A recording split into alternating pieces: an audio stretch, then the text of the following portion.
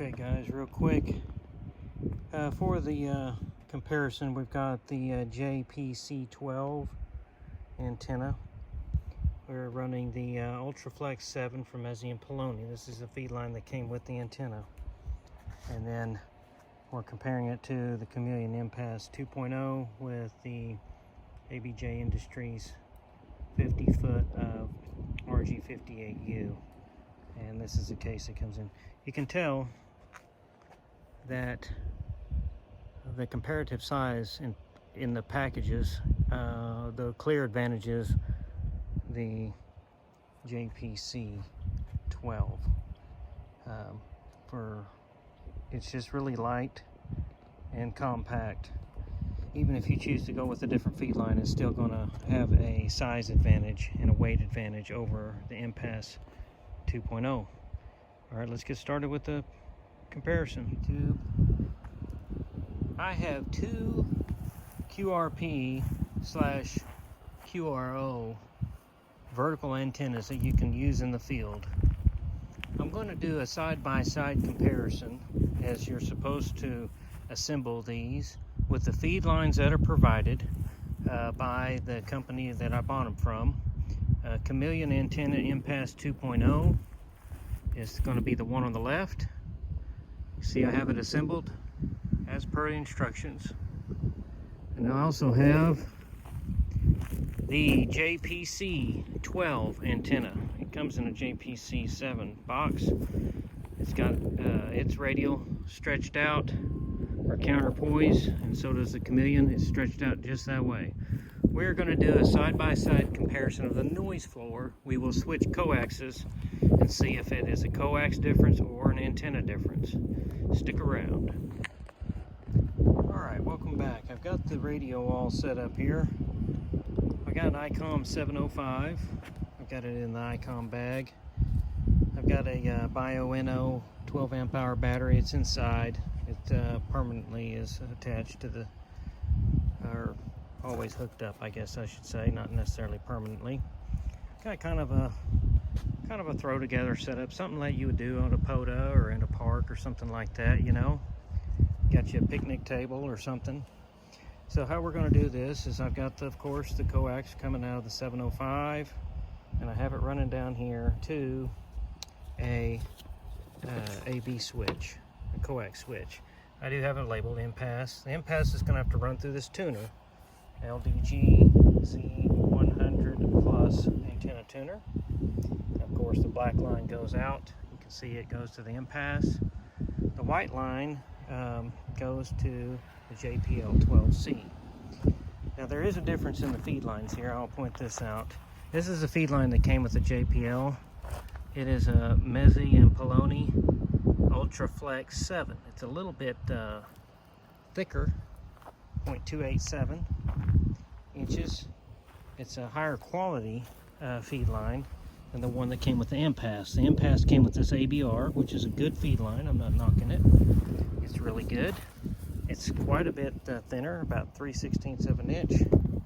And sorry for the jiggly, but as you can see here, it is the ABR RG58CU. It's very flexible, very easy to use. I will point out one difference on the feed line. I'm sorry about the wind. It is hot here and the wind is blowing. The ABR does have this built-in choke right here. Ferrite chokes. We're not running anything of that on here, okay?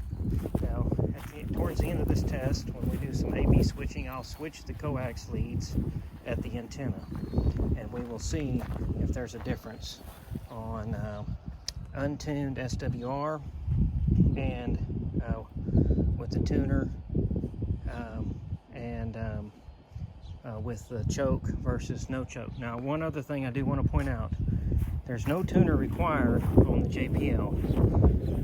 You tune it at the antenna, and it's going to be tuned. We'll tune it down in the CW portion where we're not really bothering anybody. We'll get it tuned. We're going to get this as close to a 1-to-1 as possible. I'll show you on the radio what it is. Okay, well, let's get to it. Oh, Okay, here we are, we're back. I found a portion of the band here that doesn't seem to have any activity.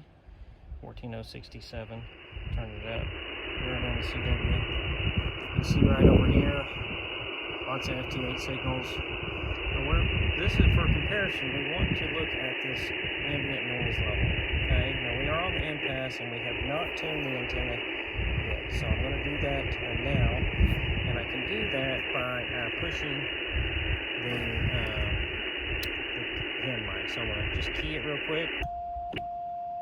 Okay, we see that it tuned, and now we see really no difference in the Feedline here.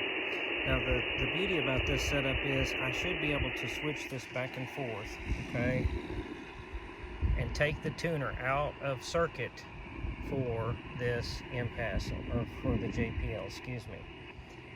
We should be able to do a simple back and forth to see which one has more noise. So right now we're on the MPAS. On the MPAS, the antenna is tuned, okay? Now we're at a 1 to 1, maybe. We can tell. I'll just go ahead real quick over radio. But we'll go over radio so we don't mess too many people up. And I'll just key it real quick. We'll see what we got. 1.5, okay? All right, so that's what we got there. Now, I'm going to go ahead and switch this over here to the JPL antenna.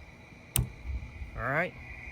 Now, before I do a tune on this, I'm gonna have to go and turn the tuner off, okay? All right, so really and truly it made no difference because we are on a different feed line. And as you can tell here, go back to sideband. As you can tell here, the signal, the ambient noise level is about the same, okay? We're running about an S1, S2, maybe an S2, S3. We're on the JPL, and now we're over on the Chameleon MPAS, and it actually might be just a tad bit lower, okay? I do have the tuner turned off, so I'm going to go ahead and put this back in ready mode.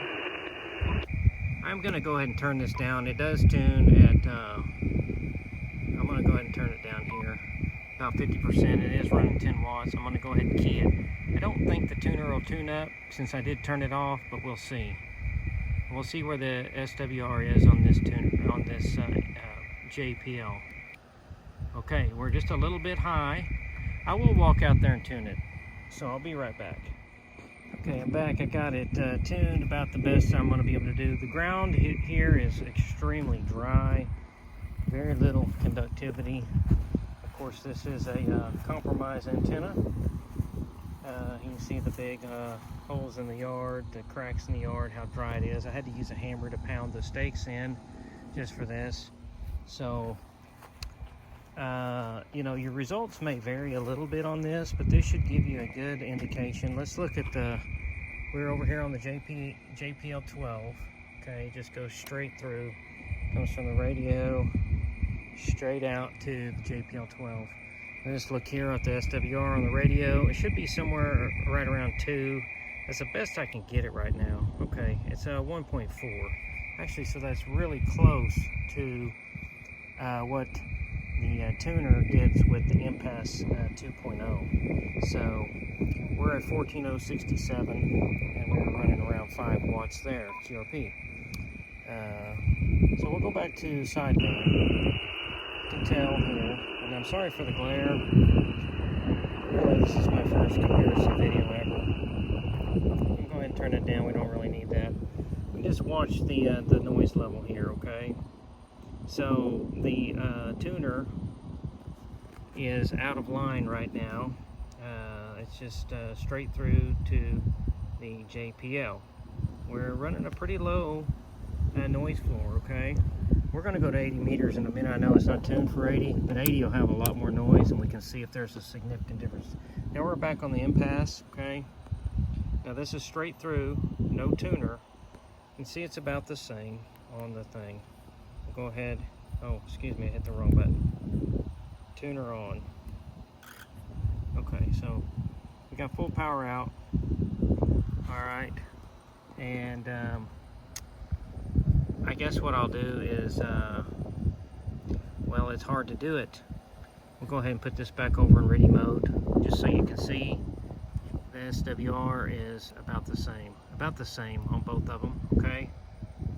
Coming into the radio. We'll go to sideband, or yeah, upper sideband, and we can see that the noise floor is, you know, it's got like 2 bars there.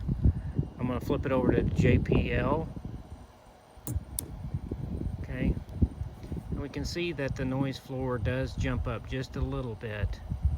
It's alternating between like 3 bars, and depending on the atmospheric noises, static crashes, and transformers and stuff around us, it's oscillating back and forth. Okay, so we'll go back over here to the MPAS, and we can see that it does oscillate back and forth, but the noise floor is just like 1 bar lower. Okay, not that significant. Okay, so what I'm going to do now is I'm going to go and I'm going to switch the coaxes. We're going to see if we have a difference in the noise level with the coax. I don't think we're going to, but we're going to find out. Stick around. Okay, so we're back here.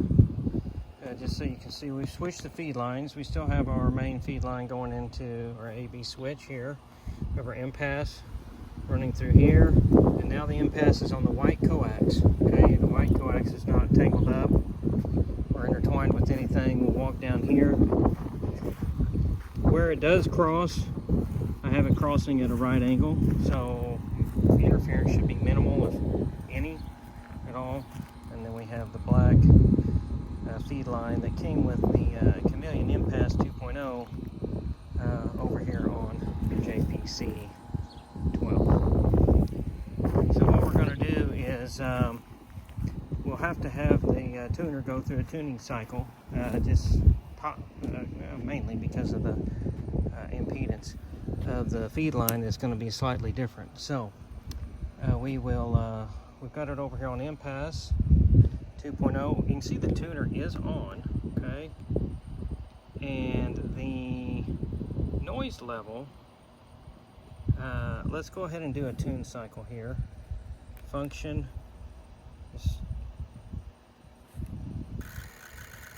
okay, there we go, it tuned. All right, and we'll go back here to the ready mode, and we're just going to key up 5 watts here and see what we got on our SWR. Okay, we got a 2 now. Okay, we have a 2 using the white coax. I'm not sure what that's all about. Might go ahead and just tell it to retry this again.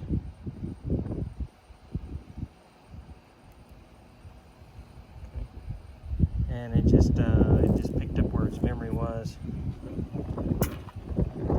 Actually see our noise floor here on, well, we need to go back over here in sideband so we can pick up some noise here. We are on filter 1.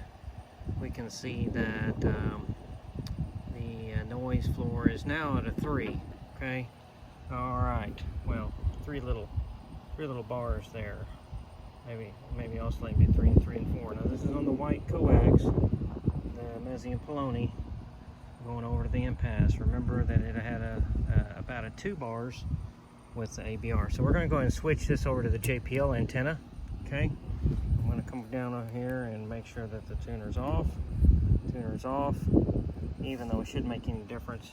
And now we're seeing the exact same thing with this black coax as we saw with the black coax on the MPAS.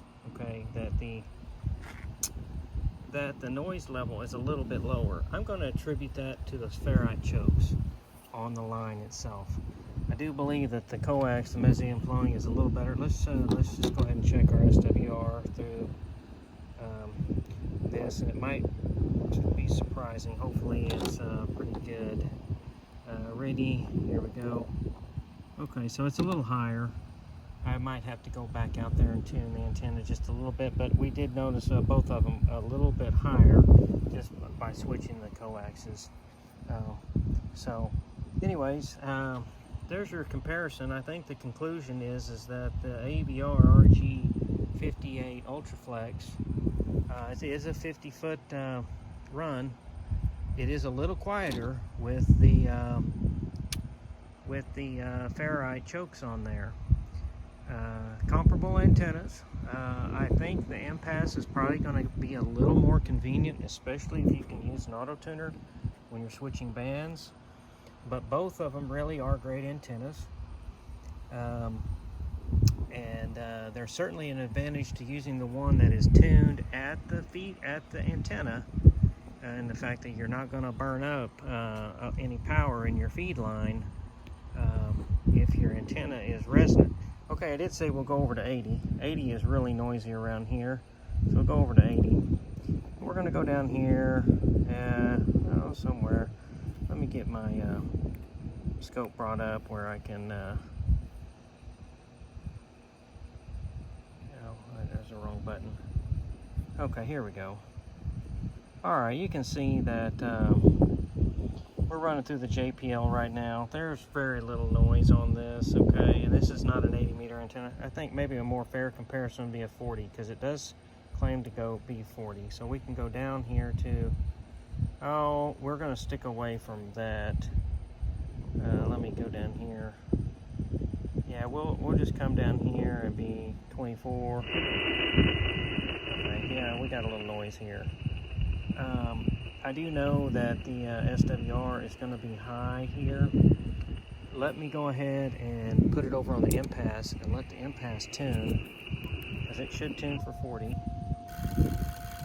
it's going to go ahead and tune on the MPAS.